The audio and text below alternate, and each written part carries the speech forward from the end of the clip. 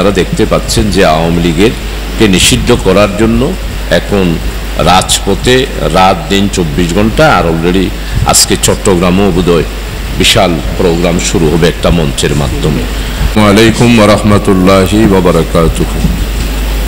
নাহমাদুহু ওয়া নুসাল্লি আলা রাসূলিহিল কারীম ওয়াসসালাতু ওয়াসসালামু আলা সাইয়্যিদিল আশরাফিল খাতামুন নবিয়্যিন ওয়া আলা আলিহি ওয়া আসহাবিহি ওয়া বারিক ওয়া সাল্লিম তাসলিমা। সম্মানিত, আমাদের আজকে গোল টেবিল বৈঠকে আমাদের বাংলাদেশের একমাত্র বন্দর,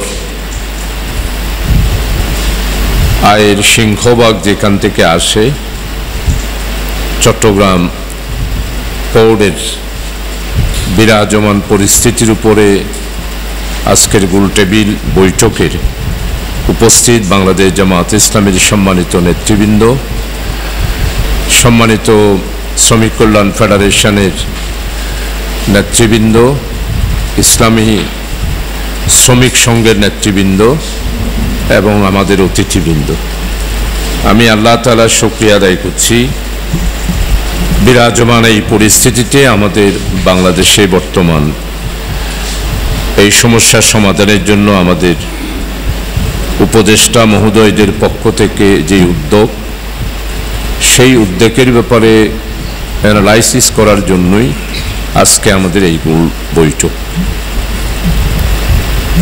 আমরা আমাদের সাংবাদিক সম্মেলনের মাধ্যমেই আমাদের এই যাত্রাটা আমরা শুরু করেছি।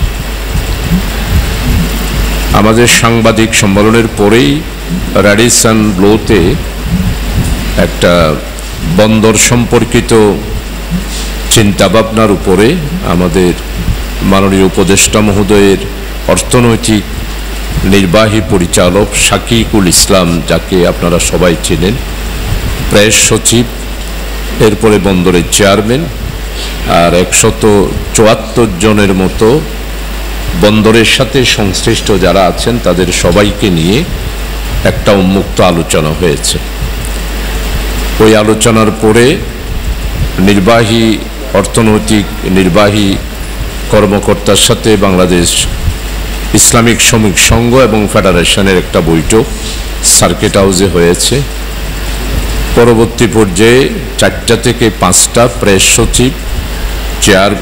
প্রেস সচিব, নির্বাহী অর্থনৈতিক পরিচালক আর একজন ঊর্ধ্বতন কর্মকর্তা সহ আমার সাথে তারা বসেছেন, দীর্ঘক্ষণ প্রায় 1.5 ঘন্টা পর্যন্ত বসেছেন।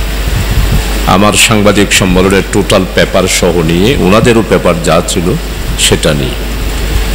তো আজকে আমি আপনাদের সবাইকে আন্তরিকভাবে ধন্যবাদ জানাচ্ছি, আমাদের ডাকে সাড়া দিয়েছেন। আর আমি আপনাদের সবার কাছে মাপ চেয়ে নিচ্ছি, 9টায় বৈঠক শুরু হওয়ার কথা, এই বিষয়টা আমার মাথার থেকেই চলে গিয়েছিল। আমি রাত্রে 3:30টায় এসেছি, এখান থেকে মাগরিবের পরে গেছি, 3:30টা পর্যন্ত প্রোগ্রাম করে এখানে পৌঁছেছি।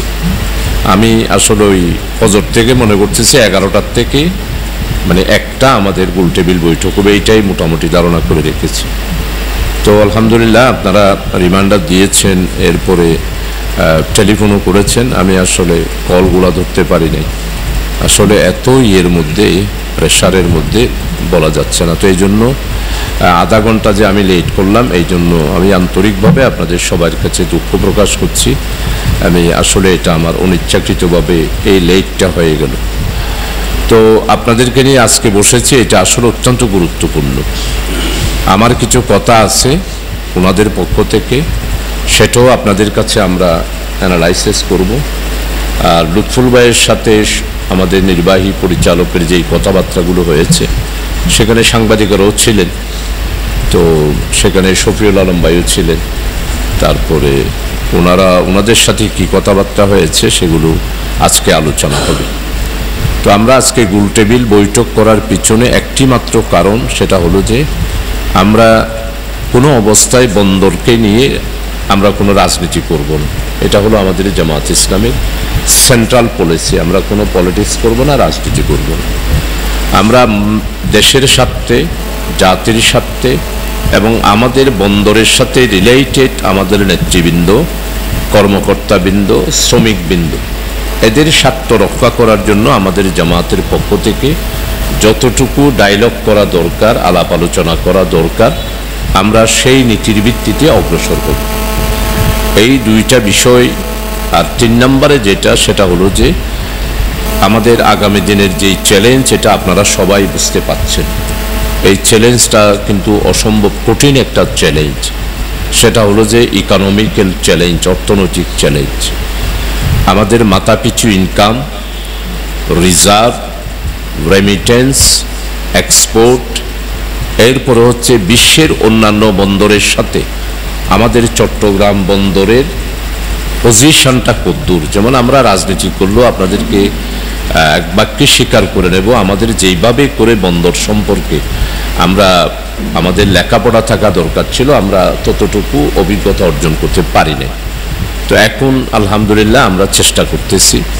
তো এখন এই বিষয়গুলা, বিশেষ করে বাংলাদেশের এই সামনের যে চ্যালেঞ্জ, এর মধ্যে আপনারা দেখতে পাচ্ছেন যে পতিত স্বৈরাচার যারা গত 5ই আগস্ট দেশ থেকে পালিয়ে গিয়েছে, এরা কালো টাকা, এরপরে হচ্ছে যে তাদের বাড়িতে যেই টাকাগুলো গচ্ছিত রেখেছে, প্রায় 39,000 কোটি। কালকে আবার রিপোর্ট আসলো রাত্রে 10টা সাড়ে 10টার দিকে যে এই টাকা প্রায় 54,000 কোটি টাকার কাছাকাছি ক্যাশ টাকা আওয়ামী লীগের বিভিন্ন নেতা, বিভিন্ন পরিবার এবং বিভিন্ন সংস্থার কাছে তারা ক্যাশ টাকা রক্ষিত করে রেখেছে, যেটা সম্পর্কে এখন সরকার অসম্ভব একটা মানে সমস্যার মধ্যে পড়েছে।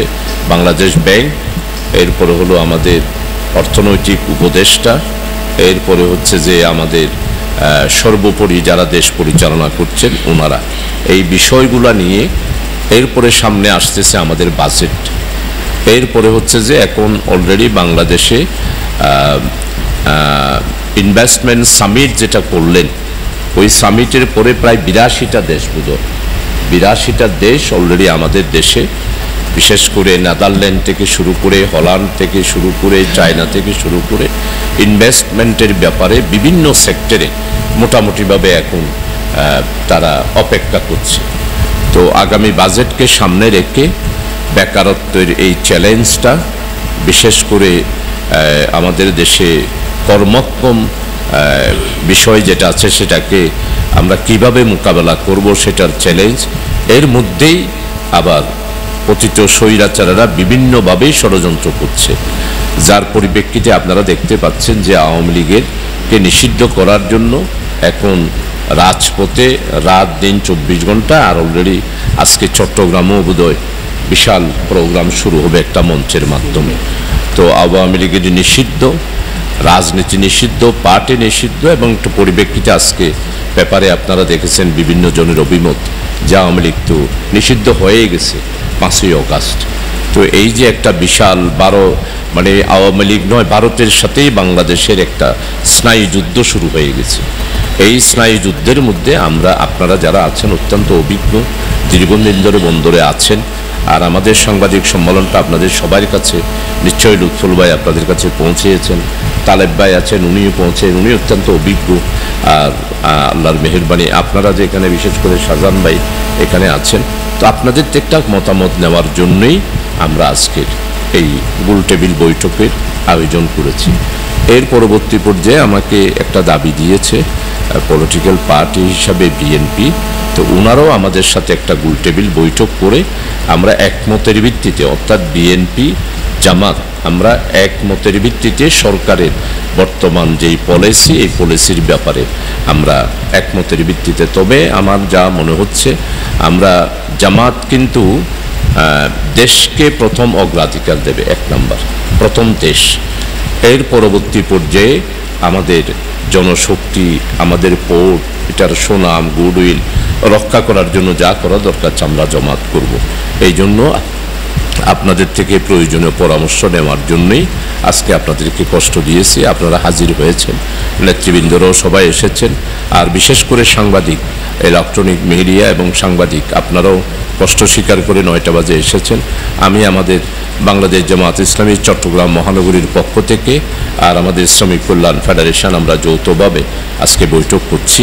আপনাদের সবাইকে আমাদের দুই সংগঠনের পক্ষ থেকে আন্তরিক মোবারকবাদ দিচ্ছি, আন্তরিক শুভেচ্ছা জানাচ্ছি। দেশের স্বার্থে, জাতির স্বার্থে, মানুষের স্বার্থে আগামী দিনের চ্যালেঞ্জ মোকাবেলা করার জন্য আমাদের এই বৈঠকটা গোলটেবিল বৈঠক একটা মাইল ফলক হিসাবে ইনশাআল্লাহ থাকবে। আসসালামু আলাইকুম ওয়া রাহমাতুল্লাহ। ওইটা দিয়ে বলেন, এটা আপনি রেডিসন ব্লো তো ছিলেন, আপনি শেখানোর কথা বলেছেন। আসলে আমি শুধু একটা উদাহরণ দিয়ে বলছি, বন্দরের যে আইন দিয়ে পরিচালিত হয়, সেদিন তো দেখেছেন একজন সম্মানিত শিল্পপতি বলেছেন যে বিগত সরকারের আমলে চট্টগ্রামবাসী, ইন্ডাস্ট্রিয়ালিস্ট, বিজনেসম্যান, এরপরে এই দেশে যারা ইনভেস্ট করতে চায় তাদের সাথে বন্দরের কোনো সম্পর্ক, যে আইনটা ছিল পাবলিকের একটা বোর্ড করা, সেটা আওয়ামী লীগ এটাকে বাতিল করে দিয়েছে, যার কারণে জনগণের সাথে বন্দরের সংযোগের সম্পূর্ণরূপে এটা মানে বিচ্ছিন্ন ছিল।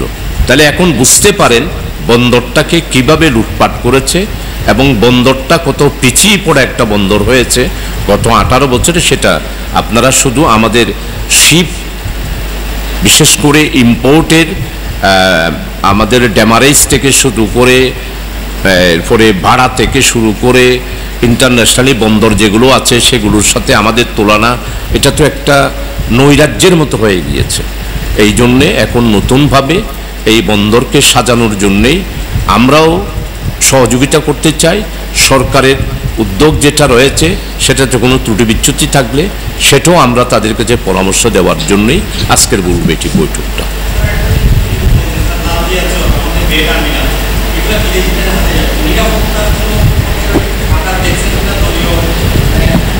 নিরাপত্তার ব্যাপারে আমি আজকে প্রশ্ন উত্তরের সম্মুখীন হব না। তো আমরা যেটা নিরাপত্তার ব্যাপারে ডিটেইলস আলাপ হয়েছে, আমাদের নৌবাহিনী আছে, আমাদের বে টার্মিনাল আছে, এরপরে এই লালাদিয়া চর যেটা আছে সেটা আছে, এই সব কিছু নিয়ে ডিটেইলস আলাপ হয়েছে প্রায় 1.5 ঘন্টা। তো আমি নিজে যেহেতু এগুলোর ব্যাপারে যা ফেস করেছি, আমরা প্রেস রিলিজ আকারে সব কিছু দেব। আগামী 14 তারিখ ওনাদের সাথে আমাদের রাত্রেবেলা একটা বৈঠক আছে। আজকের এই বৈঠক থেকে আমরা টোটাল, আবার আমাদের তো কেন্দ্রীয় সংগঠন আছে, কেন্দ্রীয় সংগঠনের পারমিশন লাগবে, ওনারা আমাদেরকে কি করবে। তো আমরা এগুলো ক্রনোলজিক্যালি কেন্দ্রীয় সংগঠনের সাথে যোগাযোগ হচ্ছে, আমরা এগুলো যোগাযোগ করে ফাইনালি আপনাদেরকে ব্রিফ করব এই ব্যাপারে।